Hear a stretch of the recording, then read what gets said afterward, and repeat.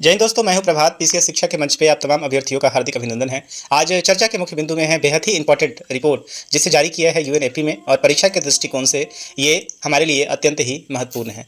तो जनसंख्या से संबंधित ऑलरेडी एक लेक्चर हमने कवर किया है, जहां भारत ने अपनी जनसंख्या को 2027 में कराने का अभी हाल फिलहाल में घोषणा किया था, और अब आप देखेंगे कि यूएन स्तर पर भी एक रिपोर्ट हमारे सामने आ गया है। और सबसे इंपॉर्टेंट ये है कि यहाँ पे कई सारे इंपॉर्टेंट वो फैक्ट दिए हुए हैं जो हमारे परीक्षा के दृष्टिकोण से काफ़ी मजबूत है। तो आइए चलते हैं अपने सेशन में आगे। इससे पहले कि मैं सेशन में आगे बढ़ूं, आप सभी को एक बार याद करा दें कि जिन लोगों ने सेशन या चैनल को सब्सक्राइब नहीं किया है वो इस चैनल को जरूर सब्सक्राइब कर लें। यदि इसके कंटेंट आप लोगों को अच्छे लग रहे हैं, आपके परीक्षा के लिए उपयोगी साबित हो रहे हैं, तो अपने दोस्तों को भी रिकमेंड करें और इसका लिंक जरूर अपने दोस्तों में भी शेयर करें।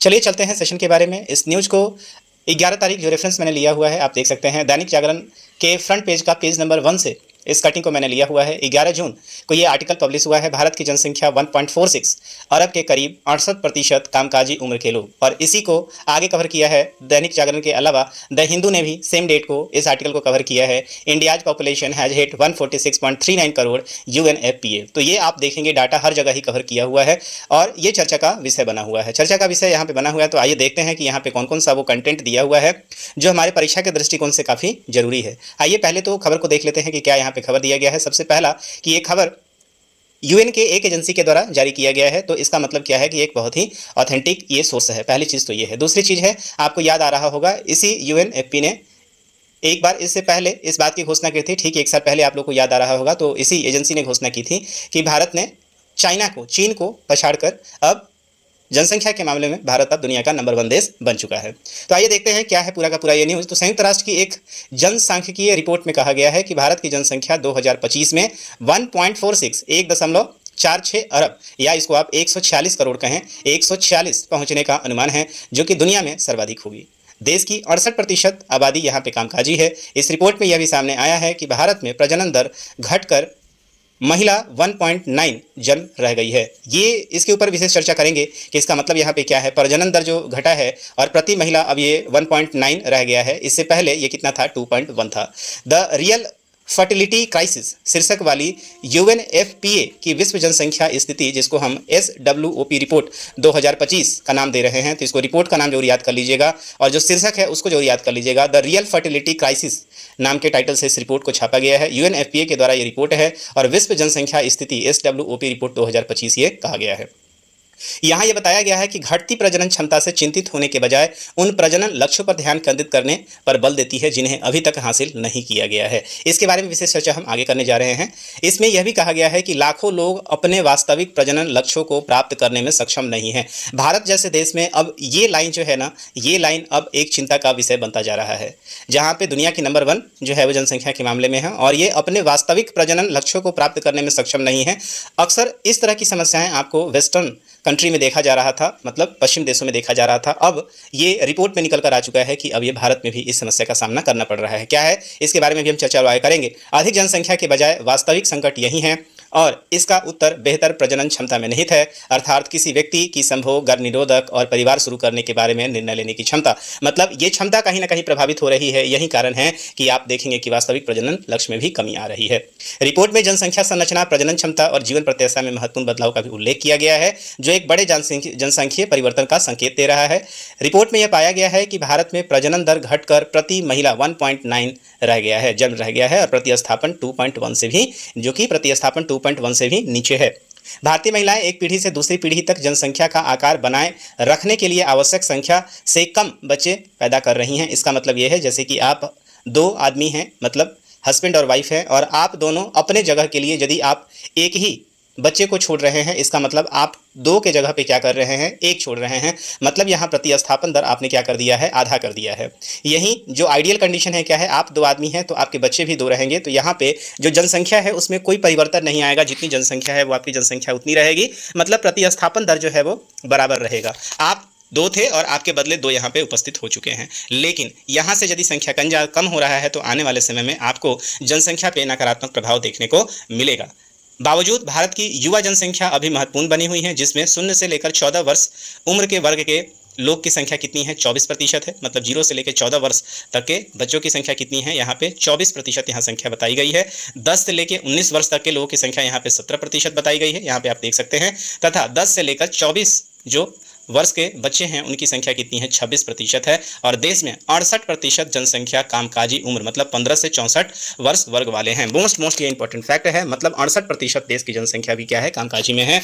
ये भारतीय अर्थव्यवस्था के लिए बहुत ही अच्छी खबर है, जो पर्याप्त रोजगार और नीतिगत समर्थन के साथ साथ संभावित जनसांख्यिकीय लाभांश प्रदान करती है। डेमोग्राफिक जो है आपको लाभ यहाँ पे मिलता हुआ नजर आ रहा है। संयुक्त राष्ट्र की रिपोर्ट में भारत को मध्यम आय वाले देशों के समूह में रखा गया है। तो भारत का जो स्थिति है कैसा है, मध्यम आय वाले देश के अंतर्गत रखा है, मतलब भारत अभी भी विकासशील की श्रेणी में बना हुआ है। भारत दुनिया की अब चौथी बड़ी अर्थव्यवस्था बनने वाला है, लेकिन यहाँ पे भारत जो है अभी आय के मामले में अभी भी मध्यम आय वाले देशों की श्रेणी में मौजूद है, जो तेजी से जनसांख्यिकीय परिवर्तन से गुजर रहा है, जहाँ जनसंख्या दोगुनी होने में अब 79 ईयर्स मतलब 79 वर्षों का समय लगने का अनुमान है। जो जनसंख्या आज के डेट में हमारी है, उस जनसंख्या को डबल होने में अभी भी लगभग 79 से 80 वर्ष का समय लग सकता है, संभावित है। यूएनएफपीए की भारत प्रतिनिधि एंड्रिया यहाँ पे हम छोड़ते हैं। वर्ष 1970 में प्रति महिला यदि आप देखेंगे, जो प्रतिस्थापन दर जो है आज के डेट में कितना हो गया है, 1.9 हो गया है, जो प्रजनन दर है हमारा। तो वर्ष 1900 मतलब प्रति महिला जो है कितने, 2 बच्चे से भी कम जन्म दे रही हैं, इस बात को ध्यान रखना होगा। वर्ष 1970 में यही प्रजनन दर कितना था, 5 था, तो लगभग 5 के आसपास था। और बच्चों से लेकर आज लगभग 2 बच्चे तक, मतलब यहाँ से अब संख्या कितना हो गया है, 2 हो गया है। सफलता तो हमारे यहाँ जो फैमिली प्लानिंग जो कई सारे प्लान चलाए गए हैं उसका असर तो यहाँ पे दिख रहा है, इसमें कोई दो राय नहीं है, लेकिन अब कुछ चिंता का चीज़ भी यहाँ पे अब देखने लगा है।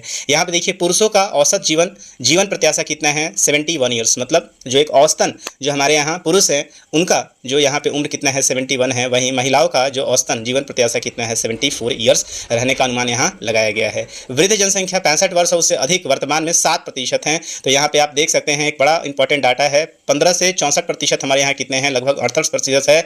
और यहाँ पे आप देखेंगे वृद्धों की संख्या जो कि 65 प्लस है, उनका प्रतिशत कितना है, 7% यहाँ पे बताया गया है। 2025 तक जन्म के समय जीवन प्रत्याशा पुरुषों के लिए 71 ईयर्स और महिलाओं के लिए 74 वर्ष होने का यहाँ पे अनुमान बताया गया है। जनसंख्या पूरा 146.39 करोड़ है और आने वाले दशकों में ये आंकड़ा करीब 1.7 अरब तक जाएगा और फिर लगभग 40 साल बाद इसका गिरावट होगा, मतलब ये निगेटिव होना जाएगा। निगेटिव क्यों होगा, क्योंकि आप देख रहे हैं कि हमारा जो प्रतिस्थापन दर है अब वो 2 से नीचे हो चला है, मतलब हम 2 अपने बदले क्या है, लगभग 1 बच्चे को ही छोड़ रहे हैं। और कई लोग तो ये भी छोड़ने में, कई लोग इसे भी मेंटेन करने में सक्षम नहीं हो रहे हैं।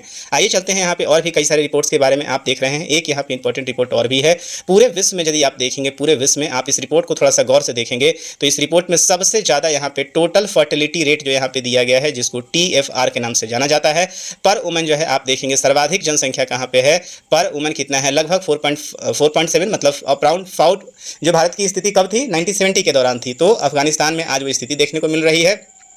दूसरा चीज़ आप देखें यहाँ पे पाकिस्तान में जो आप देख रहे हैं 3.5 देखने को मिल रहा है, बांग्लादेश में ये 2.1 देखने को मिल रहा है। उसके बाद भारत, नेपाल, भूटान और चाइना आपको दिख रहा है, जिसका प्रतिस्थापन दर 2 से नीचे है। और चाइना तो आप देख रहे हैं कि अब यहाँ पे 1.0 हो गया है। तो चाइना ऑलरेडी इसके लिए कई सारे कदम को उठा रहा है। लेकिन एक चीज़ यहाँ पे ध्यान दे रहे हैं कि इस्लामिक कंट्री में आप देख रहे हैं जो विकसित नहीं है, मोस्ट इंपॉर्टेंट आप बात में बता रहा हूँ कि जो इस्लामिक कंट्री जो विकसित नहीं है, जो बिल्कुल ही अंडर डेवलप हैं, वहाँ इनकी संख्या को आप देखेंगे प्रतिस्थापन दर 4.7, मतलब बहुत ही हाई लेवल पे आप देख रहे हैं। तो ये चीज़ इस बात को दिखाता है कि निरक्षरता जहाँ जहाँ है वहाँ पे आप यहाँ पे टोटल फर्टिलिटी रेट भी आप ज़्यादा देखेंगे। आइए समझते हैं एक यहाँ पे और जो मुख्य बातों को यहाँ पे हम लोग यहाँ समझने का प्रयास करते हैं। तो संयुक्त राष्ट्र की नई जनसंख्या रिपोर्ट में हम लोगों ने बताया कि टोटल जनसंख्या कितनी है, 146.39 करोड़ के आसपास पहुँचने का अनुमान है। दुनिया की सबसे अधिक आबादी वाला देश कौन है, भारत। तो आबादी के मामले में दुनिया का नंबर 1 देश कौन सा है, भारत है। चीन दूसरे नंबर पर है, जिसकी जनसंख्या कितनी है, 141.61 करोड़ है। इसके अलावा जो कुल प्रजनन दर है, जिसको TFR है, भारत के लिए अब 1.9 हो गया है, जो कि पहले 2.1 था। जनसंख्या कोष की 2025 की रिपोर्ट में जनसांख्यिकीय संकेतक भारत की अपनी जनसंख्या के बारे में 2019 में तकनीकी विशेषज्ञों के समूह द्वारा प्रकाशित अनुमान के करीब है।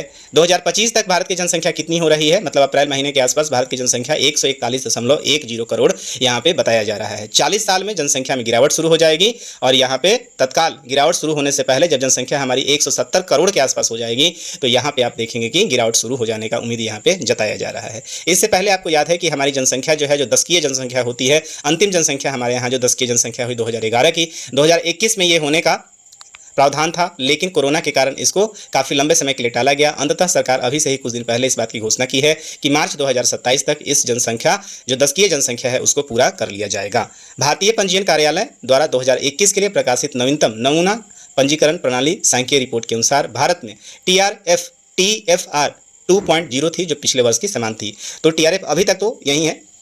रिपोर्ट में कहा गया है कि प्रतिस्थापन दर टीएफआर राष्ट्रीय स्तर पर प्राप्त कर लिया गया है। तो हालांकि भारत का लक्ष्य भी था कि भारत किसी तरीके से 2.1, लेकिन आने वाले समय में आप देखिएगा ये गिरता हुआ नजर आएगा। टीएफआर क्या होता है? तो एक महिला द्वारा अपनी प्रजनन आयु के दौरान अपेक्षित बच्चों की संख्या को मापता है। और प्रतिस्थापन दर यहाँ पे टीएफआर, और इसे ही प्रतिस्थापन दर क्या होता है कि वह दर होता है जो प्रत्येक पीढ़ी के लिए पिछली पीढ़ी की जनसंख्या को प्रतिस्थापित करने के लिए आवश्यक है। मतलब जो मैंने आपको बताया कि जैसे आप और आपकी वाइफ 2 लोग हैं यहाँ पे, तो आप 2 व्यक्ति हैं और अपने जगह पे आप यदि 2 बच्चे को यहाँ छोड़ते हैं तो ये आप अपनी जनसंख्या को मेंटेन कर रहे हैं अगली पीढ़ी के लिए भी। लेकिन यहाँ आपके या तो बच्चे नहीं हैं या केवल एक ही हैं, तो यहाँ पे आप क्या कर रहे हैं कि जो यहाँ पे आपका प्रतिस्थापन दर है उससे नीचे जा रहे हैं। और इसका असर आज नहीं, इसका असर 40 वर्ष बाद होगा, जब आपकी आयु समाप्त हो जाएगी और वो जब कैलकुलेट होगा वहाँ पे आपको इसी संख्या देखने को मिलेगी। भारतीय जनसंख्या की स्थिति में क्या कही गई है रिपोर्ट के बारे में? तो संयुक्त राष्ट्र की रिपोर्ट कहती है कि लाखों लोग अपने वास्तविक प्रजनन लक्ष्यों को प्राप्त करने में सक्षम नहीं। ये बहुत ही आप देखेंगे इंपॉर्टेंट ये लाइन है। क्यों सक्षम नहीं है?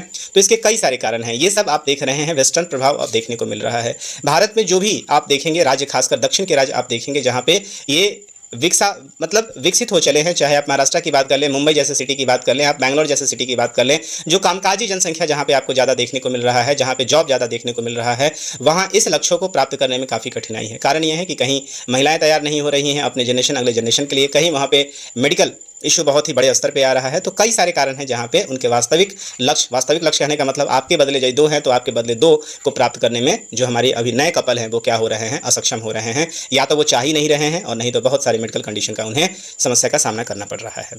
भारत की युवा आबादी अभी भी महत्वपूर्ण है, जिसमें 24% आबादी, मैंने चर्चा किया था, 0 से 14 जो है ना, 0 से लेकर 14 वर्ष की आयु की जो प्रतिशत है 24% है। वहीं आप देखेंगे 0 से 19 वाले में कितना है? हमारा 17% है। और वहीं आप देखेंगे कि 10 से 24 वाले में हमारा जो जनसंख्या में प्रतिशत कितना जा रहा है? तो 26% यहाँ पे जा रहा है। 68% हमारे यहाँ कामकाजी हैं। और जो बुजुर्ग लोग हैं जो हमारे यहाँ लगभग है, उनकी जनसंख्या कितनी है? 7% के आसपास बताया गया है। और हमारे यहाँ जीवन प्रत्याशा मेल के लिए 71 ईयर्स और फीमेल के लिए 74 ईयर्स है। तो ये सारा डाटा जो है ये काफ़ी इंपॉर्टेंट डाटा है, जो आप अपने मेंस के एग्जामिनेशन में इसका इस्तेमाल कर सकते हैं। और पीटी फैक्ट के लिए तो ये है ही है, आने वाले 71 बीपीएससी या आने वाले यूपीपीसीएस के लिए या आने वाले यूपीएससी एग्जामिनेशन के लिए ये डाटा काफ़ी महत्वपूर्ण बना रहेगा। मुझे उम्मीद है कि सेशन में आप सभी फैक्ट को समझ पाए होंगे और ये पूरा का पूरा सेशन आपके परीक्षा के लिए काफ़ी उपयोगी साबित हो सकता है। तो इस सेशन में यहीं तक, मिलेंगे हम आपसे अगले सेशन में। सेशन यदि आपको अच्छा लग रहा हो, कंटेंट बेहतर लग रहा हो, समझ में आ रहा हो, तो अपने दोस्तों के बीच में भी शेयर करना ना भूलें। तो इसी के साथ हमें दीजिए इजाज़त, मिलेंगे आपसे अगले सेशन के लिए। तब तक के लिए साइनिंग ऑफ, दिस इज प्रभात। जय हिंद।